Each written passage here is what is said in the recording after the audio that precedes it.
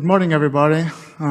Welcome to my session about controlling sensors and other chips using the PowerShell. So basically in this session, what I'll be doing is we'll learn about different interfaces that can be used to interact with the Raspberry. Yesterday on my other session, I told you about the ITC one. We'll see today some examples with also the GPIO. Unfortunately, I don't have any SPI interface devices. We'll dig a little bit more into the PowerShell IoT module today in the side of the GPIO pins. I'll be honest, I didn't change these slides, but I'm not totally sure if I'll do the third point about, or at least in depth, about compiled different ways of running your code, like compiled code, where you compile the commandlets, the DLL loading, and scripting, or pure PowerShell, like I used to call it. And we also see examples with the universal dashboard. So, as I said, for the agenda, we have different interfaces, the SPI, the I2C, and the GPIO. We'll see tons of examples if we have time. We'll see if I see that I have time and you are nodding yes and no, if we go through the different ways of running the code. Because I'll be running those, I'm just not sure if I'll present you the C# thing.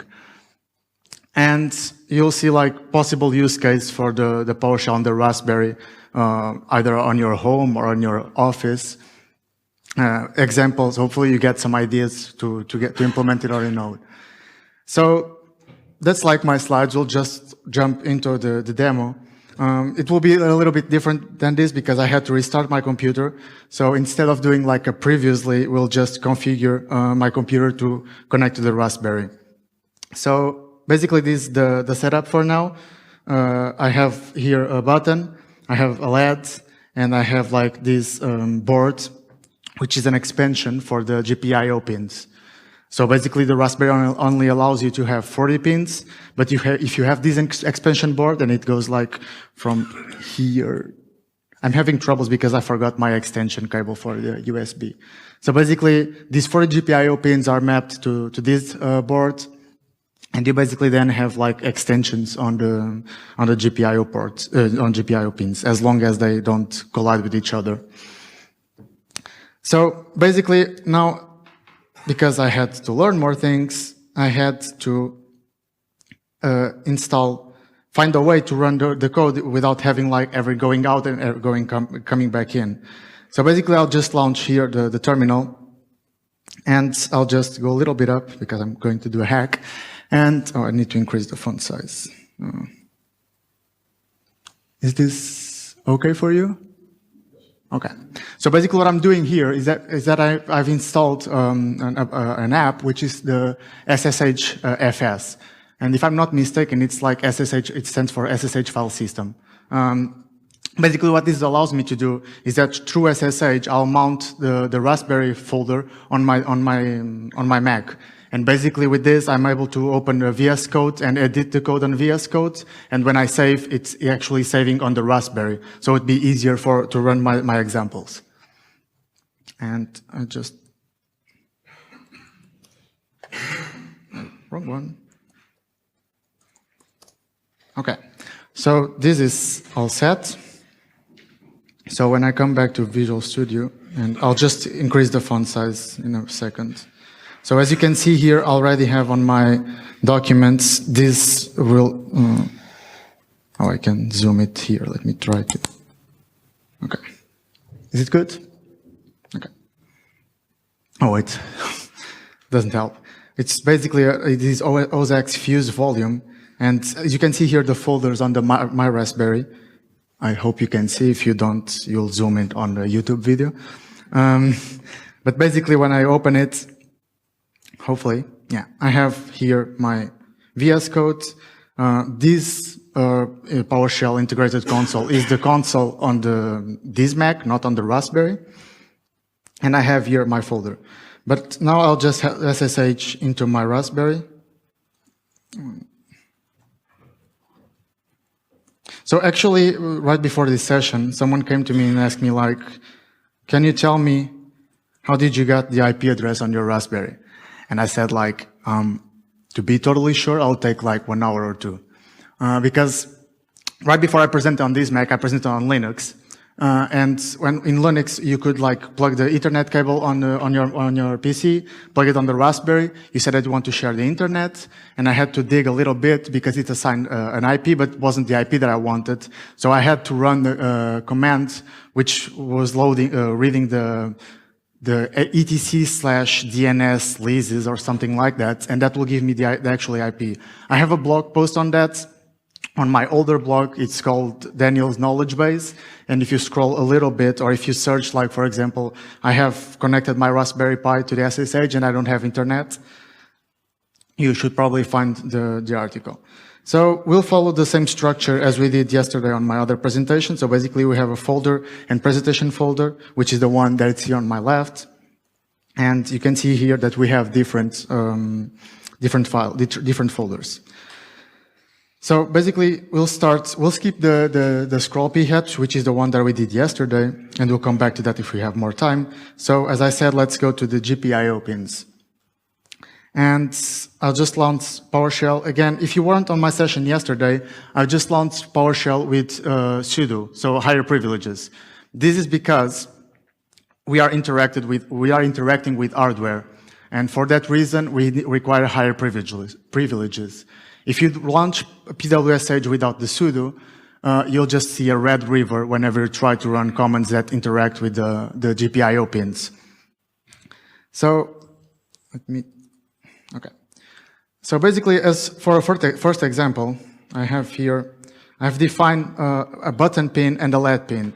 And there was also, this is the really cool thing about this session. Oh, I think you forgot to spin the hourglass. I will do like 30 minutes. Okay, so when that turns off, it's like over for me. Okay, so basically, during my meeting with people on the zoo, there's this guy that came to me like, one thing that I found always confusing is the GPIO pins. What's the layout? And I was like, yeah, I know. There's like different layouts, and you can find them. One thing that I actually like to find. Oh no, I won't spoil it. I like to call this site called pinout.xiz, and I'll try to also zoom that. So basically, you have here for different boards, for different Raspberries and different boards, the whole pin layout. So basically, you can see here, for example, we have like the pin 8 is like the BCM14, which I have no clue what that is, but you can see here the number 10. But I don't know if you can see on the tooltip, you also have wiring pi pin 16. And if I change here to the wiring pi library, we have a whole different schema. So that was like pin 8 is now pin 15 on the wiring pi library. Wiring pi library is a library that, as I said yesterday, that has been wrote by a guy, which is, I think he's really well known on the community of the Raspberry and the C, because this library is written in C. And he has a reason to have the different pin layout, but I honestly don't recall what is it. So basically, this is one of the things that you have to keep in mind. You have different pin layouts depending on how you decide to go with it. Basically, now the current state of the PowerShell IoT, we use this library because we also use the Raspberry IO API, which wraps the C library. So basically, when I see, let's say, pin 26 here, on my breakout board here is the pin 12. So I have my button pin and my LED pin. And on my first example, we can do something like just uncomment this. And if I run, we see nothing. But if I press this button, it says like you press the button, and I'll just press the button here, and you have to trust me that it's showing here.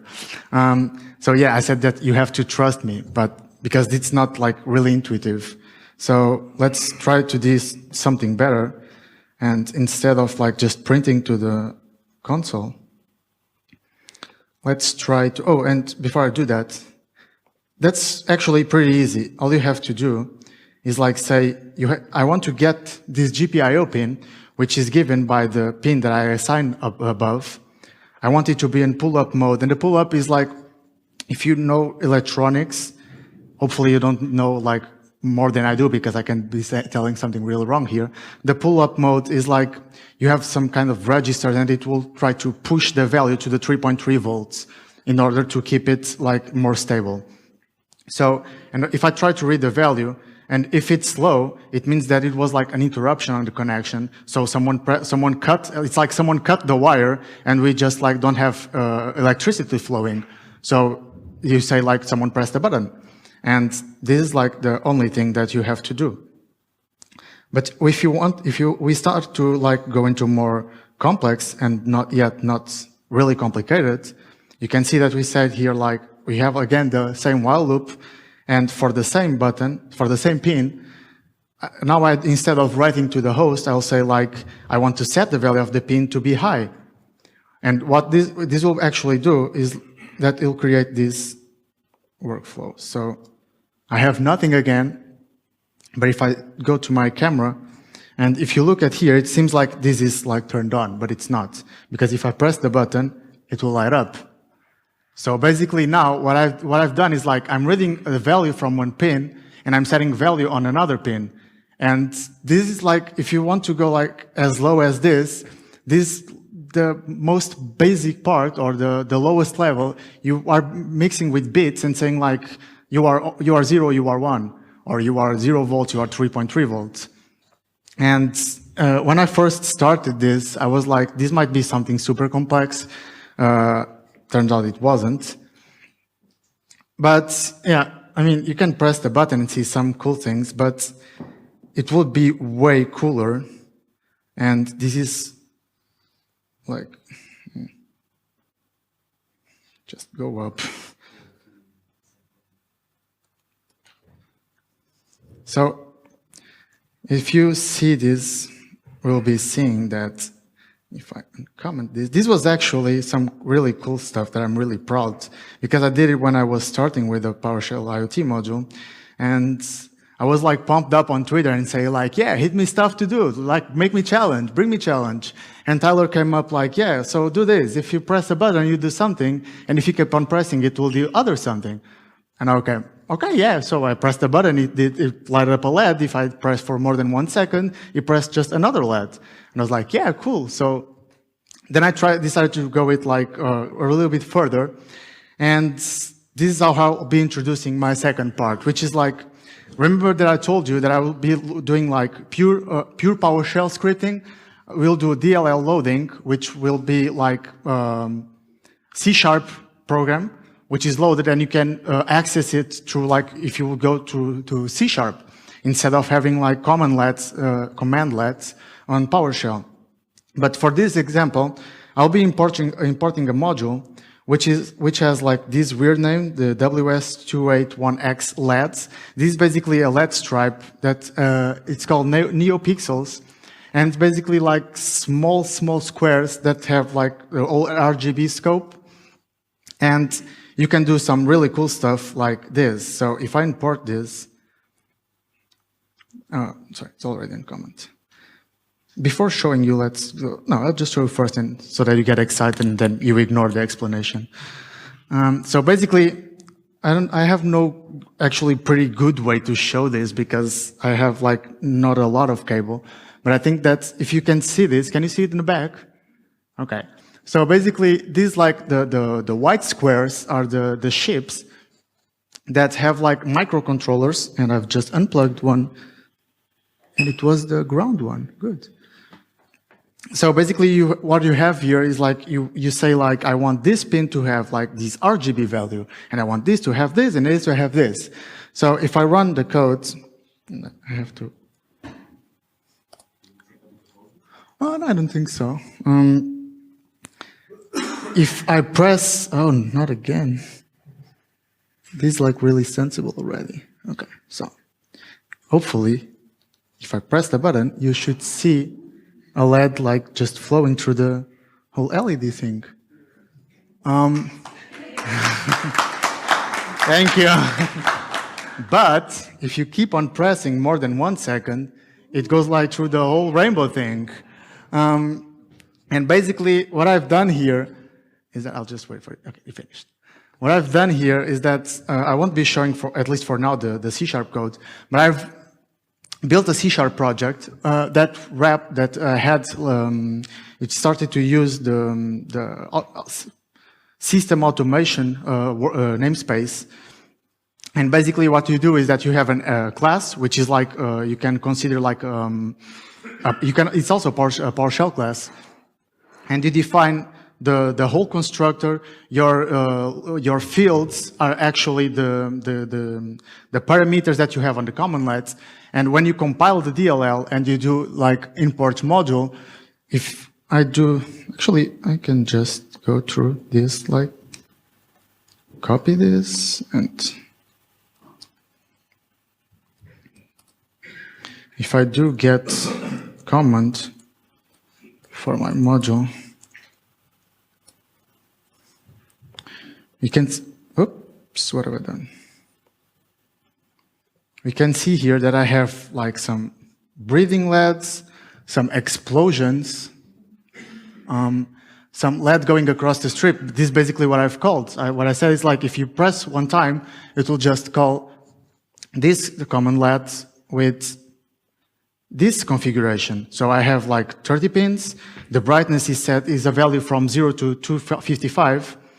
And you can set like the color, which is basically on the enum of the color on the system drawing. And you can set the speed that you want. And basically what I did was, while this is in a high value, it means that nothing happened. So, or I mean that something has happened. As soon as I left it, we'll just check like another cycle to see for how long did I press. And I basically doing like a sleep for 100 milliseconds and incrementing this value. So if it's like 10, it means that I waited 1 second, and I should probably have done this code better. But if so, I just like copy my settings to the send across the stripe, like the green color that we saw. And if it was pressed for more than 1 second, we'll just call the rainbow cycle. So this is like the first part that I wanted to show about different ways of displaying the module, loading the module. And another cool thing, and this is how I'll just change. You saw that I set the universal dashboard at the end, but I decided to go differently and do it like more in an interactive way. So basically, I'll just launch my complex dashboard, and hopefully it loads well, because it did 5 minutes ago. This is the thing about the Raspberry. It's like, although it's like super fun, it's super cool, it only has 1 gig of RAM and the CPU is not that powerful. So it takes a little bit to boot up.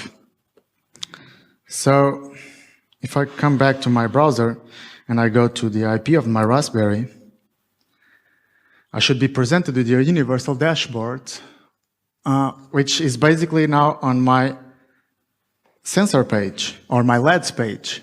Maybe I should zoom it a little bit more.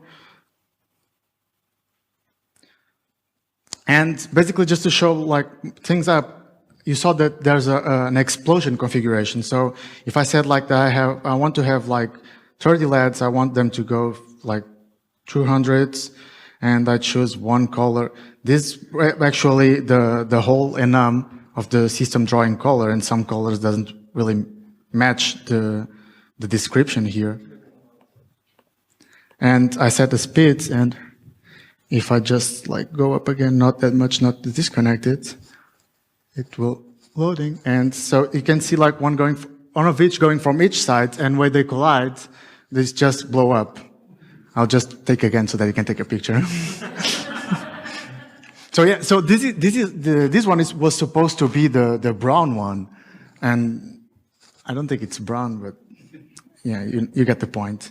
Then again, if I said like 30 LEDs, I set it to like the maximum value, and let's choose like something random, deep pink, because why not? You can actually set the different speeds. So if I do like medium, it will just go, hopefully, like at this speed, and if I set it to be fast, it goes obviously faster. And if I set to slow, basically this is what I'm doing here is like on each 4 iteration, I set like a thread sleep from some time. Are you finished? Yeah, thank you. So this is one of the things that I was actually excited to show about, because I think that everyone loves LEDs. And basically this project was like inherited because there was this organization that started, the organization as a GitHub organization, that started a whole bunch of different implementations for different languages. So you have this library, I think it's originally is a Python library that I think wraps C1. Then someone forked and created a Go program. Someone created, I think even created a JavaScript one. And I saw this guy that had the C# one.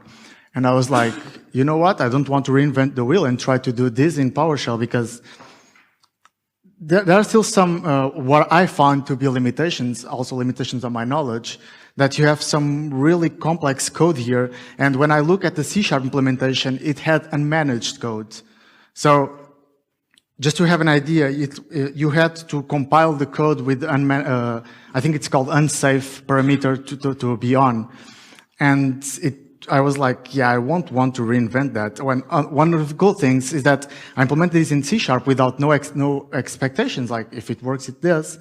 And I asked I reached out to the guy and I said like, hey, do you have this C# implementation which is not active? Do you mind like, if you don't take it, can I like be a contributor? And he was like, yeah, sure, you can become a maintainer. And he just moved the repo to me.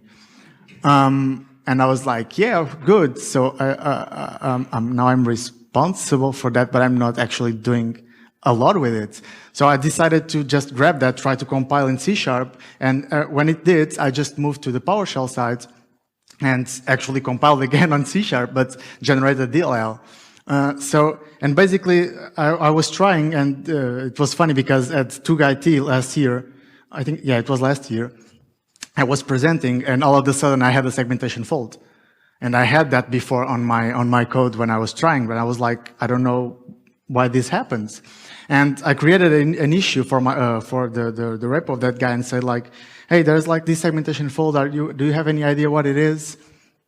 And the guy was like, I don't have any idea. And the issue just to like steal for like a couple of months.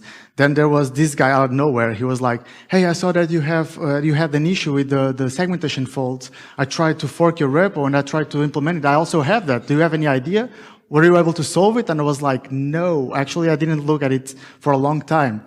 And the guy was like, oh yeah, I'll just try to solve it. I'll ask the .NET team. And I think he was to the Roslyn repo, and he was like, you know what, I have this code, it runs some unmanaged things, it was like Marshall things, and I know what it is. Can you guys help me out? Is this a bug, isn't it? And there's like the whole thread. Let me try to find it. There's like this whole thread where the guy was just able to, oh, good. Just to try to launch Safari.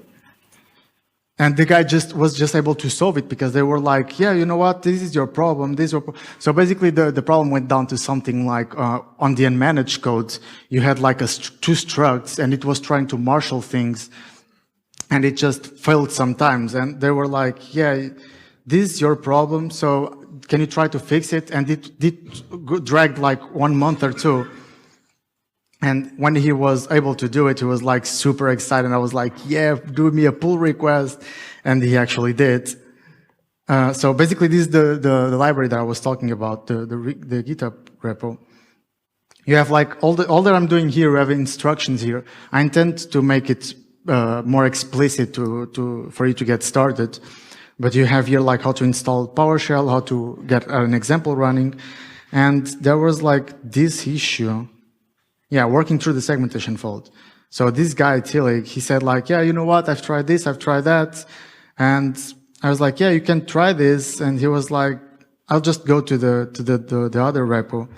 And if I can find the link to the issue. Let me see if I go to his repo. I can see the issues. Yeah, but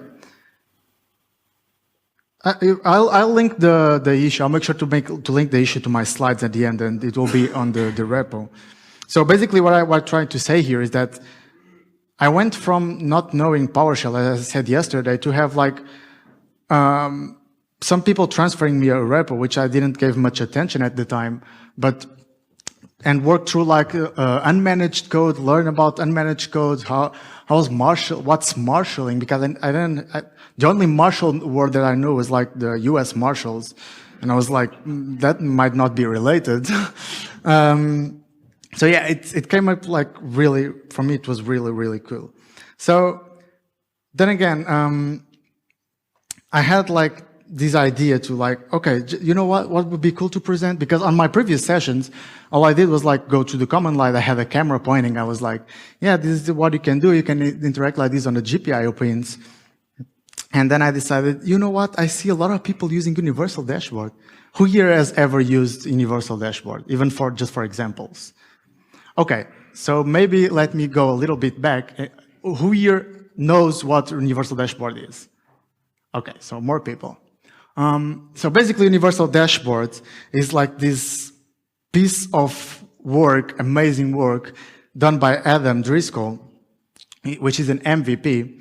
And basically what he did, he have like this PowerShell implementation of like an API and dashboard. So basically, if I come back to like my Universal Dashboard part, you can see there that I'll just go through this in a little bit. But you have like pages, and when you do like, for example, UD column, I don't want to be mistaken, and sorry, Adam, but this is being recorded.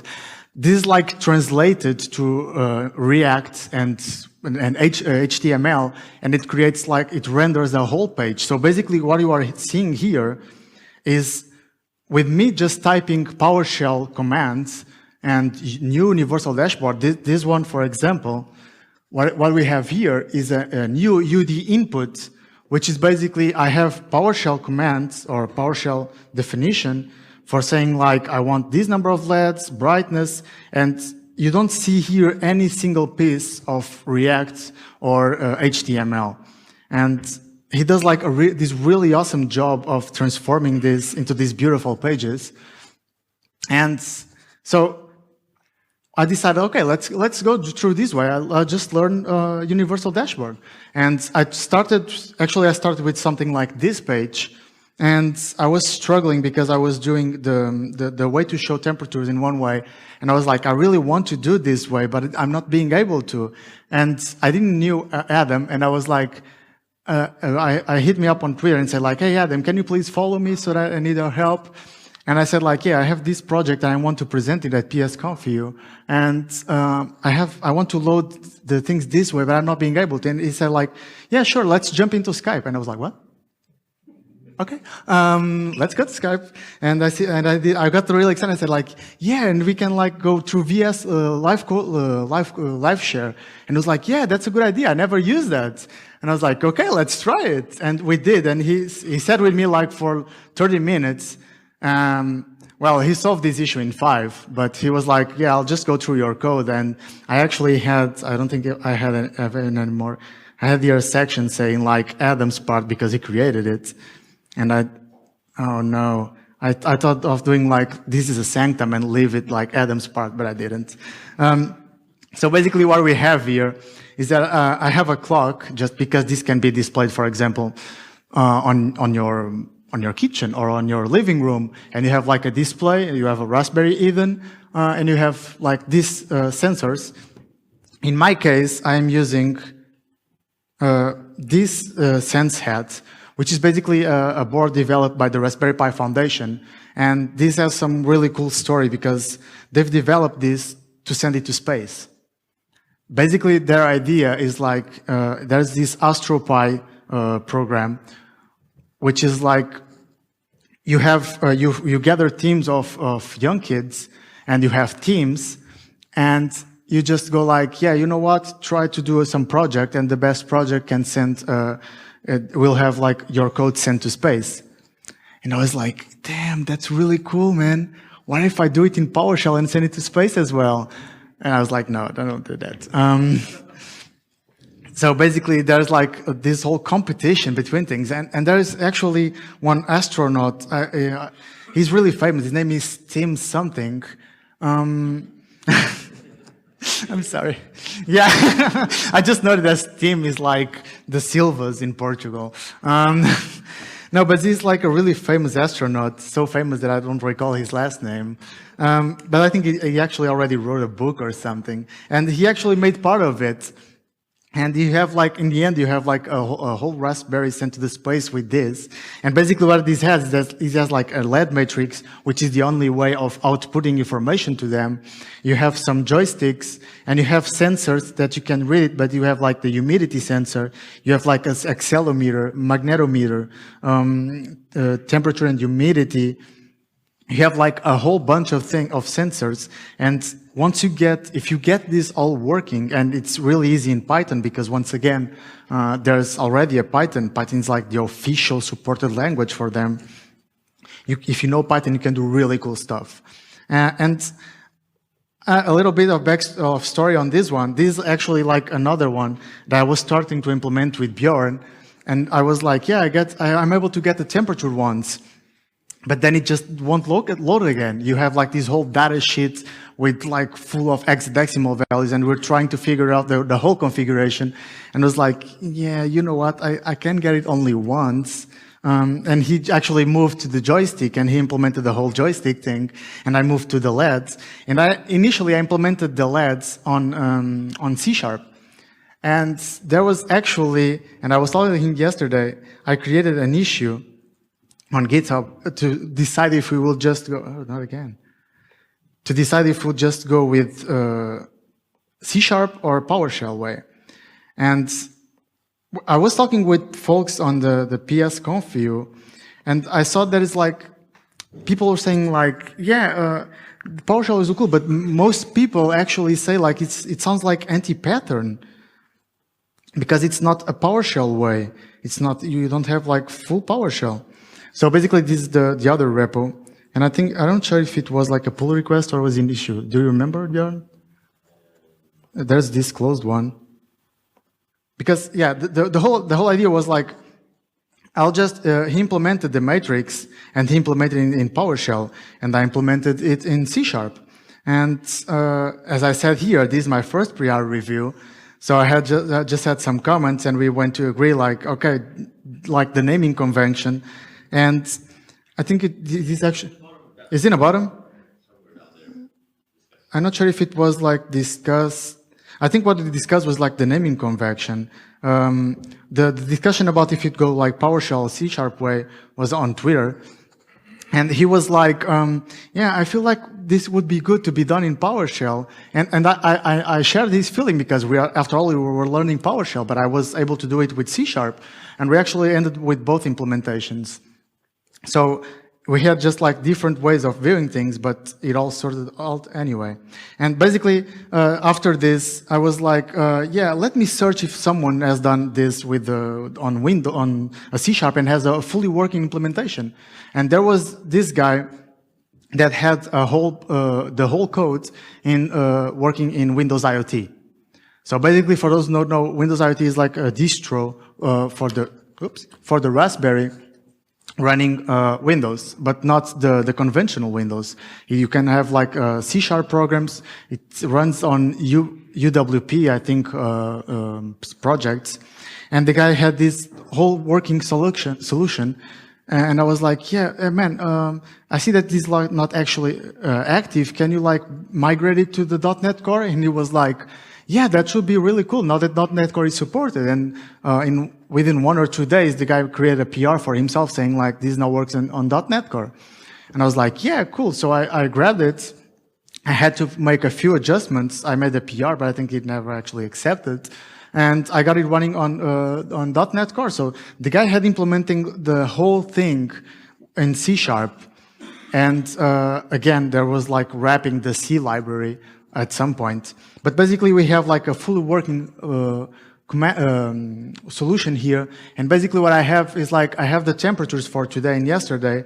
And the reason why this today is not actually working is that I had my Raspberry plugged off during the night and I wasn't able to gather temperature, and I was booting it today. I was having some issues with Dll Loading because I had to redo the whole SD card thing, because the SD card I usually work wasn't allowing me to SSH into it. So I was like, okay, let me just copy things, and I might have missed to copy this one. But we have here like the data from the previous days. For example, for yesterday was like really hot at 5 p.m., like 25 degrees. And basically, if you have like a touch screen at home or something, yeah, sorry? Yeah, that's actually a good question. The question is, how do I store this data? This data is stored on an amazing encrypted super way called data temperature, and it's a JSON file. But I'm saying that is actually a good idea, because in the beginning I was like, I can create a whole database and just like query the database and load data with PowerShell. And then, again, as I said yesterday, there is like really exciting things coming. The Microsoft will now launch it's actually in the early access program, the Azure Database Edge, SQL Azure Database Edge. And basically, it's like a SQL database that can run on your Raspberry. And on Raspberry, you can also run PowerShell. And I'm sure that even at one day, you can run DBA tools. No, but more seriously, you can do like invoke DBA query on Linux because of .NET Core. So you probably can like do invoke DBA query on the Raspberry. And I could just switch it all to just like, instead of doing this ugly loading, which is like here, for example, for the humidity. If you press today, I'll just get the file name, and I get the content, pipe it to convert from JSON, select the name and the date, and just like these are all attributes from the universal dashboard side, which is like you're defining the min and the max parts. Universal dashboard is really fluent, the way they can like change colors of everything. You can have your own CSS, your own HTML and stuff like that. So yeah, basically what we have is like, you have the temperatures. Oh, this one is new. It was working yesterday.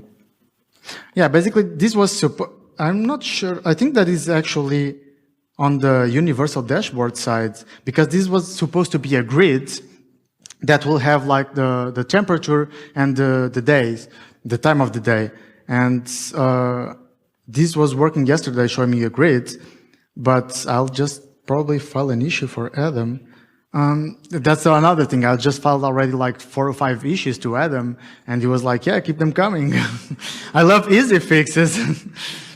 And it's really cool that you have this interaction with the whole community. So basically, this is like a bad representation of the live temperature, where I have like, I decided to have like a graph, and we're saying that currently we have like 26 degrees in the room. For me, it feels like 36. Oops, how many time do I have? Like 5 minutes? Yeah. Okay, so since I showed, I'll just show this really quick. So basically, if I say it like yesterday, for those who weren't on my session, I've showed a scroll p-hat module that I've developed, which was like, you can write stuff and you do the number of iterations, and you can define how you want to write it.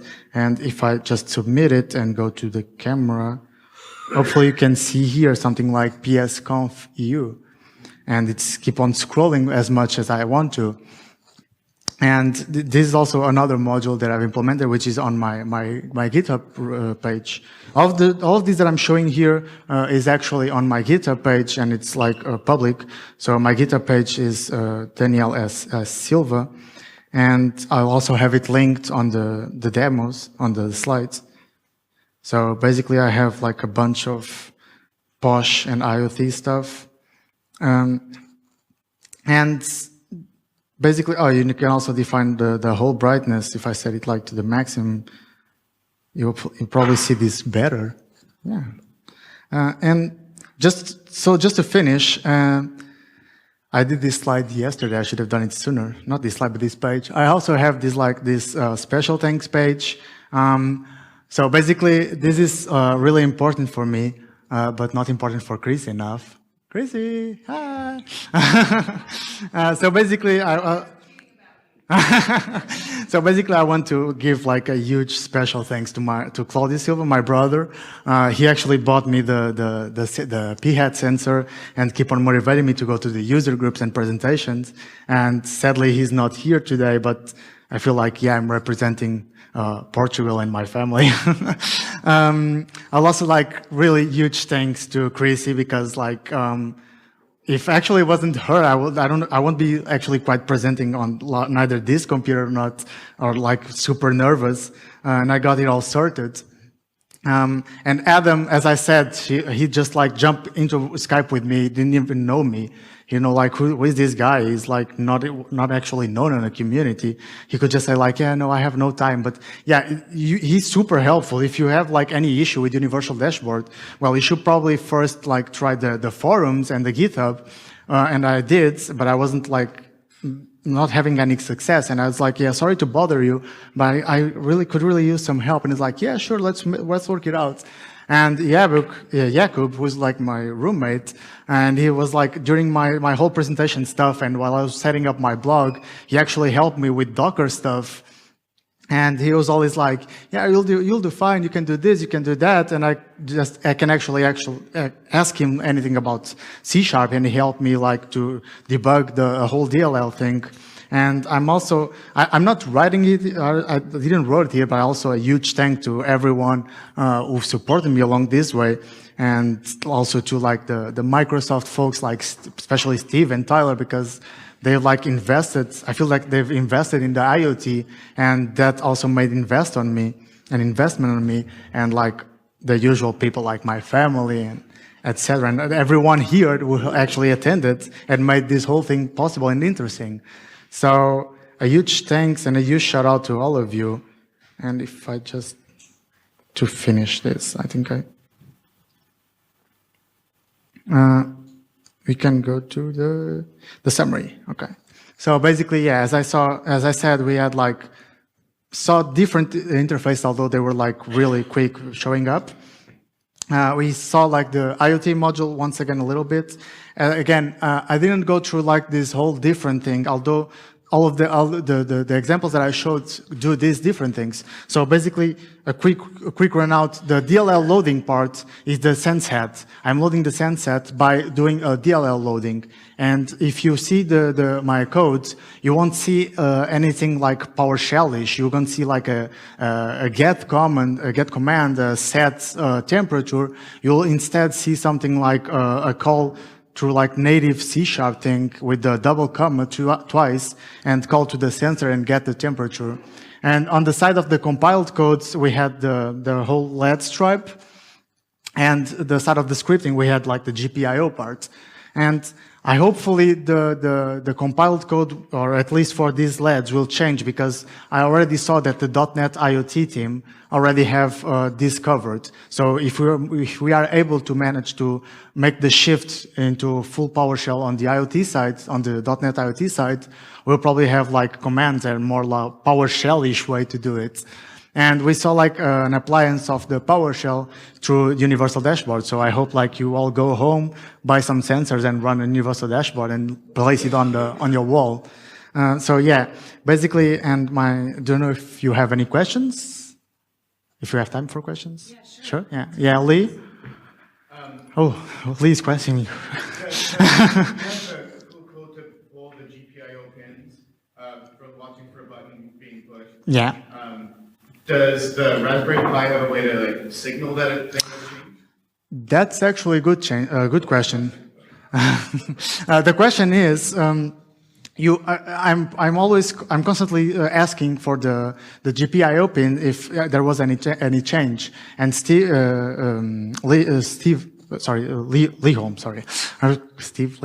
Lee Holmes asked me if there's any way to do like the other way around, for the Raspberry to signal me if there was a change.